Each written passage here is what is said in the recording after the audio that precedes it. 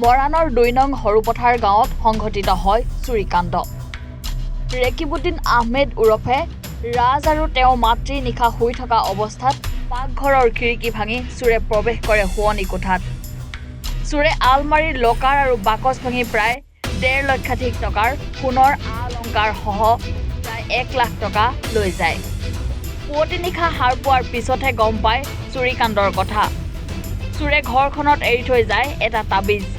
তাবিজটো ভাঙি পেলোৱাত তাবিজৰ ভিতৰত এখন ১০ টকাৰ নোট আৰু আৰবী ভাষাত লিখা এখন কাগজৰ টুকুৰা পোৱা গৈছে। টোপনিৰ বান মাৰি গৃহস্থক অৱচেতন কৰি চোৰে চুৰিকাণ্ড সংঘটিত কৰাৰ সন্দেহ প্ৰকাশ কৰিছে।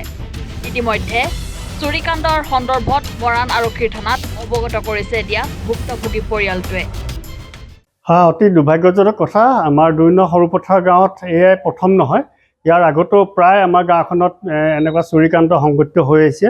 কিন্তু যোৱাকালি প্ৰায় ২:৩০ মান বজাত এটা দুৰ্বৃত্ত দলে আমাৰ সৰুপথাৰ গাঁৱৰ ৰেকিবুদ্দিনৰ ঘৰত সোমাই প্ৰায় লাখ টকাৰ ওপৰত আৰু সোণৰ অলংকাৰলৈকে চুৰ কৰি নিছে, লগতে এটা মোবাইল নিছে। আৰু তাত আমি যেতিয়া ৰাতিপুৱা দেখোঁতে আমি দেখিছোঁ এখন ১০ টকীয়া কাগজত পইচাত এটা বগা কাগজে তাত কিছুমান আৰবী ভাষাৰে লিখা আছে।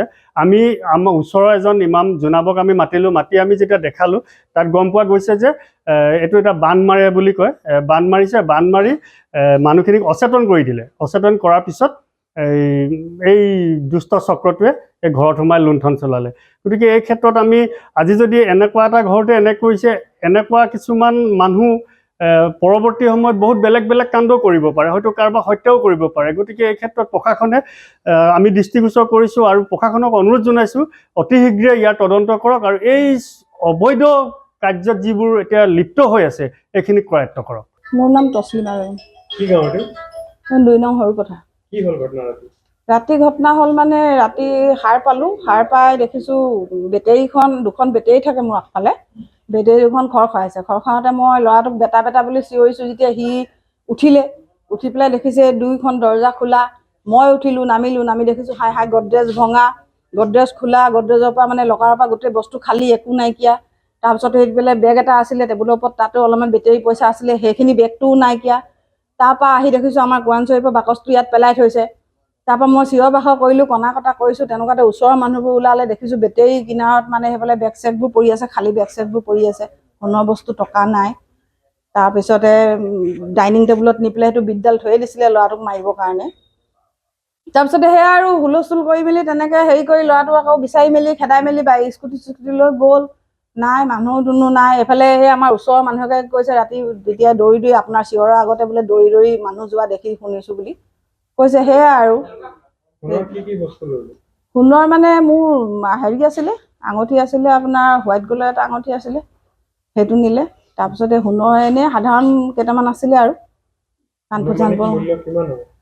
মূল্য কিমান হ'ব আৰু এতিয়াতো সোণৰ দাম বহুত। সেইবোৰ আমাৰ আগৰ সোণৰ 1.5 তোলামান সোণ হ'ল। নগদ কেছ প্ৰায় 1 লাখ মানে হ'ব, কম হ'ব নেকি অকণমান, মানে এই বেটেৰী পইচাখিনি লৈ মেলি হ'ব আৰু 1 লাখ তেনেকুৱা হ'ব। কোন মানে ঘৰত আমি মাক পিতেক দুটাই, অকলশৰীয়া আমি। মোৰ ল'ৰাটোৰ নাম এনেই ৰেকিবুদ্দিন আহমেদ, ঘৰত ৰাজ বুলি মাতে।